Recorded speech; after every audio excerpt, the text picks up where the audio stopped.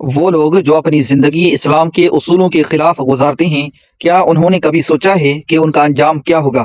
اللہ تعالیٰ قرآن میں فرماتا ہے، اور جو شخص میری یاد سے منہ موڑے گا اس کے لیے دنیا میں تنگ زندگی ہوگی، اور قیامت کے دن ہم اسے اندھا کر کے اٹھائیں گے۔ یہ آیت ہمیں واضح پیغام دیتی ہے کہ اسلام سے دوری نہ صرف آخرت میں بلکہ دنیا میں بھی پریشانی کا سبب بنتی ہے۔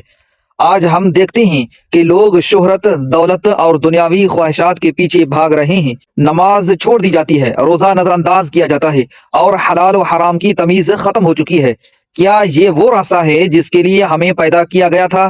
اللہ تعالیٰ قرآن میں فرماتا ہے، اور میں نے جنات اور انسانوں کو صرف اپنی عبادت کے لیے پیدا کیا ہے۔ لوگ دنیا کے ہر کونے میں سکون تلاش کرتے ہیں، لیکن وہ بھول جاتے ہیں کہ اصل سکون اللہ کی یاد میں ہے۔